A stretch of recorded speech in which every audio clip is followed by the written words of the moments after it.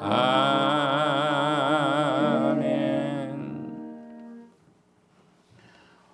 환난 가운데에서 이제 승리하게 된다는 말씀을, 환난 가운데 승리하는, 어떤 환난이 오다 그런다. 우리가 이렇게 어려움, 시련과 역경과 환난과 질곡과 고통이 온다 할지라도 예수님을 제대로 믿는 사람들은 결국은 어떻게 되느냐? 승리한 자가 된다는 것을 말씀합니다. 서로가 서로를 위해서 그래서 같이 기도를 해야 되는 것이죠. 여러분들, 배신자가 되지 않으려면 어찌해야 된다고요?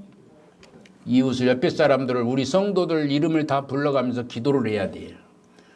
고통을 당하고 힘들어하고 어려워하고 있는 분들이 많이 있잖아요. 알게 모르게 여러분들 힘든 일을 당하시고 어려운 일을 당하고 아픔이 있고 공고함이 있고 정말 힘든 일이 많이 있잖아요. 저보다 여러분들이 옆에 사람들을 더 잘할 것입니다. 그렇기 때문에 여러분들이 이웃을 위해서, 여러분들 옆에 있는 사람들을 위해서 날마다 기도를 해야 되는 것입니다. 그래서 배신자가 되지 않는 것이죠. 날마다 기도한 사람은 어떻게 배신할 수가 있겠습니까?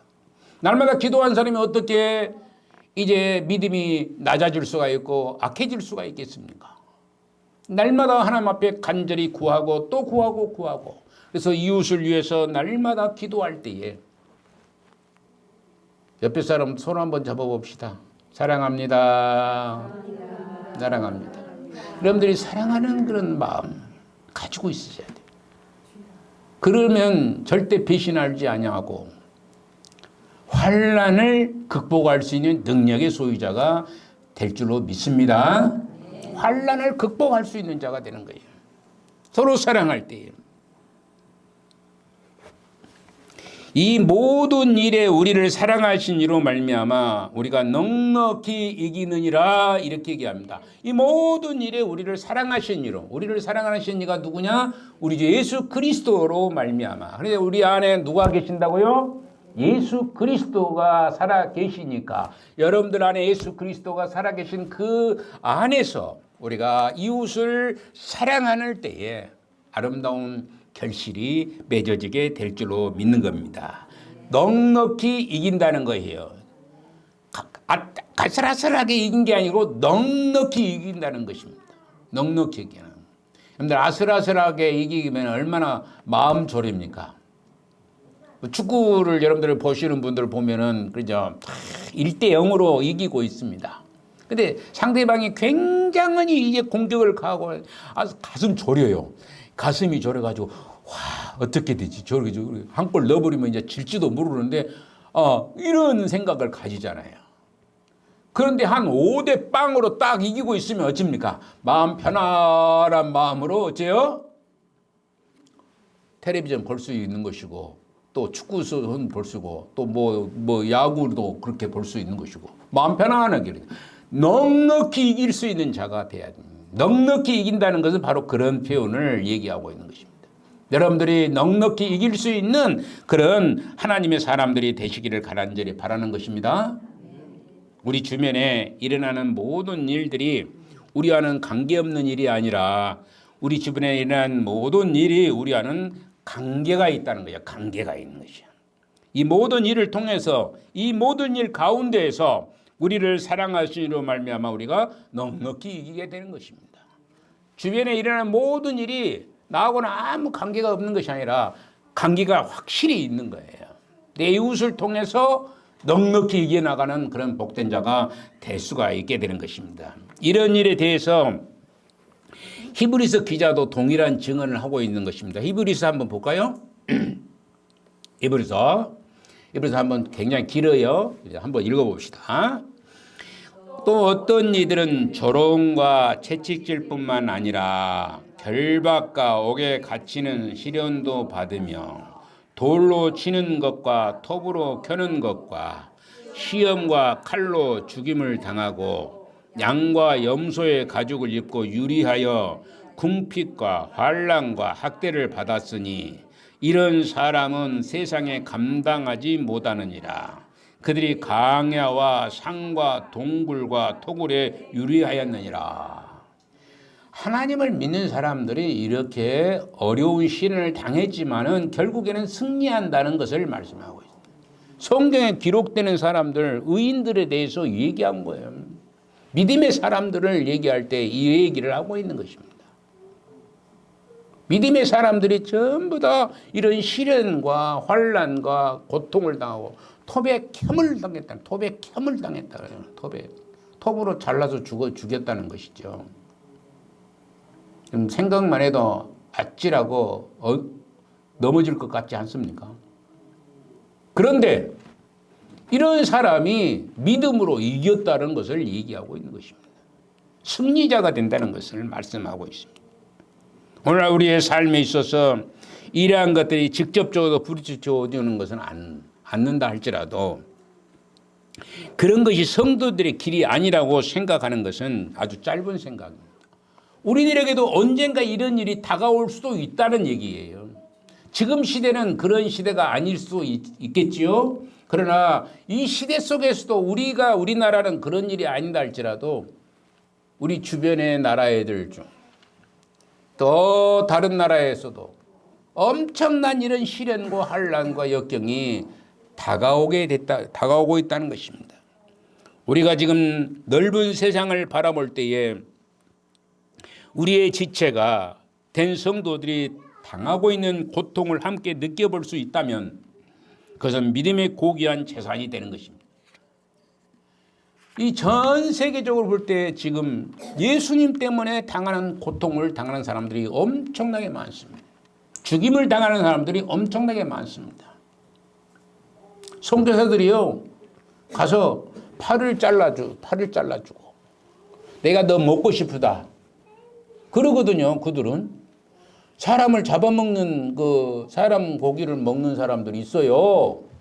아프리카의 오지에 들어가면 그런 사람이 있습니다. 그런데 팔을 잘라주고 예수님 영접하게 하는 사람들. 여러분들 심란하죠? 마음속으로. 이런 얘기 듣기가. 근데 실질적으로 있는 일입니다. 실제로 있는 일이에요. 죽임을 당하는 일도 있지 않습니까? 여러분들. 얼마 전에도 작년 몇 년 전에도 이게 마호메트 이슬람 교도 그 어디 나라입니까? 거기서 이게 목배임을 당하고 선교사가 복음을 전하다가 목배임을 당하는 거예요. 그런 일도 비일비재에 일어나는 것입니다. 전 세계적으로 그런 일들이 얼마나 많이 일어납니까? 우리나라에서도 어쩌면 복음 때문에 삶의 터전을 약탈당하는 사람들이 없지 않아 있을 것입니다. 이 복음을 지키려고 하나님의 교회를 지키려고 어려운 시련을 당하는 약탈을 당하죠. 다른 사람보다 봉급이 더 적을 수가 있습니다. 저도 예전에 제가 직장 생활을 할 때 그런 일이 있었어요. 1년에 한 달에 2번뿐이 안 쉬어요. 2번뿐이 아니라 주일날 2번 쉬어요. 그런데 저는 어쩌겠어요. 제가 교회 생활을 하는 사람이기 때문에 4번 다 쉬어요. 보험급이 완전히 줄어들잖아요. 주일날은 1.5배를 줘요. 1.5배를 돈을 1.5배 주는데 저는 안 받고 교회에 나가는 거예요. 어떻게 보면 세상 사람들한테는 유익이 될지 모르지만 하나님 믿는 사람들한테는 손해를 보는 일들이 약탈을 당하는 거예요. 지금도 여전히 그런 사람들이 있다는 거예요. 3교대 하는 사람들 있고 2교대 하는 사람들 있잖아요. 근데 주의를 지키기 위해서 그 교대를 못 나간 겁니다. 그런 사람들이 얼마나 많은지 모릅니다. 봉급이 줄어들죠. 100만 원 받을 사람이 80만 원으로 줄어들 수 있는 것이고. 지금은 봉급 100만 원 받은 사람은 없겠지만은, 애지간하면 다 200에서 300, 400, 500 막 1000만 원도 받은 사람도 있고 그러지만은, 그게 약탈을 당한 거나 마찬가지가 되는 겁니다. 복음 때문에, 예수님 때문에. 신인적 21세기를 살고 있는 이 시대 속에서도 이 복음 때문에 핍박의 칼을 만나고 있다는 사람들이 있다는 것을 우리가 알아야 됩니다.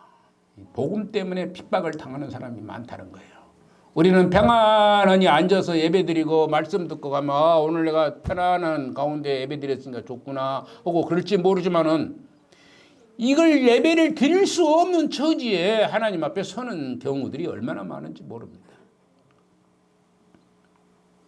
이렇게 화창한 날씨 속에 편안한 자리에서 예배를 드리고 간다는 것만 해도 자신의 할 일을 다 했다고 하는 것은 너무나 안일한 삶의 자세가 되는 것입니다.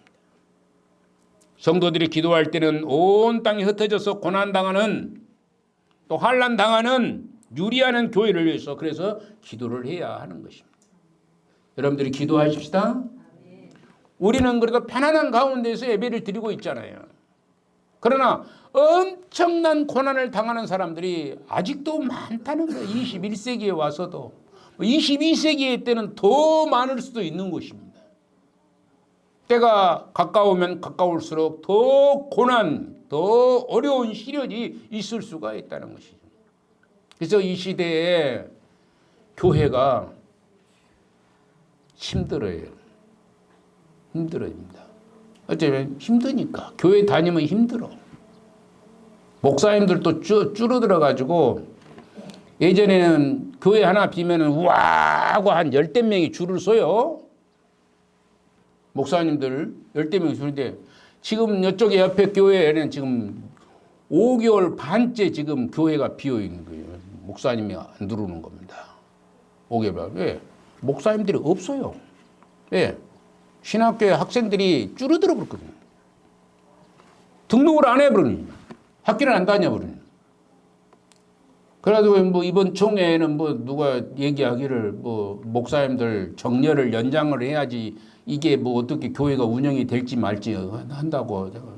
서울에 있는 교회 큰 교회들 부목사들 모시려고 그러는데 돈이 엄청 많아요. 부목사들이 뭐 몇백만 원 됩니다. 그 사람들은 큰 교회는. 그런데 안 와요. 안 가. 부족해. 사람이 부족해 본 거예요. 오히려 운전수 해본 거에 더 낫겠다고 생각하고 운전으로 다닌 사람들이 많이 다니까요.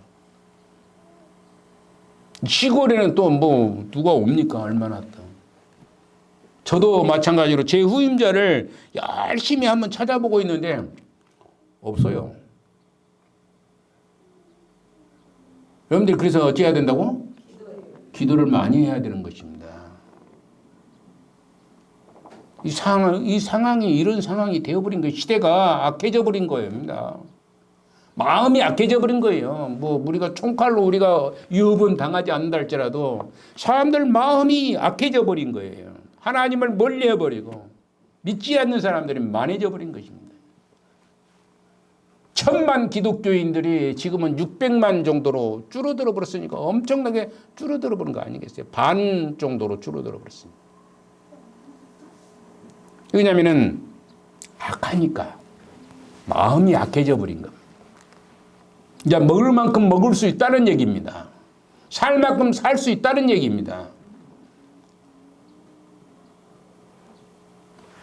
그래서 우리가 그런 자세로 우리가 마지막 때를 넘기게 되면 그래서 마지막 때 내 믿음을 보겠느냐라고 성경에는 분명히 말씀하고 있어요. 마지막 때가 가면 갈수록 믿음이 없어진다는 것입니다. 사람들의 믿음이 점점 약해져서 믿음이 없어져 버린 거예요. 겨우 구원받은 사람이 몇 명이 이루지 못하는 거예요. 여러분들 꼭 구원의 도에 동참할 수 있도록 많이 기도하시기를 바랍니다. 아멘. 아멘 좀 하세요. 제가 아멘을 하는 통에 내가 기가 먹어버린 사람이니까 여러분들이 아멘을 잘 안 해가지고 기가 먹어버린. 아멘 큰 소리 하나님 앞에 그러게 돼가지고 내가 하나님 앞에 징계를 받아가지고 제가 기가 먹어버린 사람이에요. 안 들린다고 자꾸 하니까 들리는데 안 들려. 여러분들이 속으로 여러분들 아멘 다 하시죠? 아멘 다 하셔. 근데 크게 안 한다는 얘기예요. 안 들린다는 것은 속으로 아멘 들립니까? 아멘. 내가 지금 아멘 했어요? 안 했어요? 했어요. 근데 크게 들립니까? 들려요? 그렇게는 하더라고요. 가만히 보니까. 그런데 크게를 안 해. 제가 안 들리니까 안 들린다고 그러니까 자꾸 안 들려요. 계속 안 들려버린 게. 여러분들이 기도 많이 해줘야 돼요. 여러분들이 죄요. 여러분들이 큰 죄를 진 겁니다. 근데 죄진지도 모르죠. 죄진지도 몰라.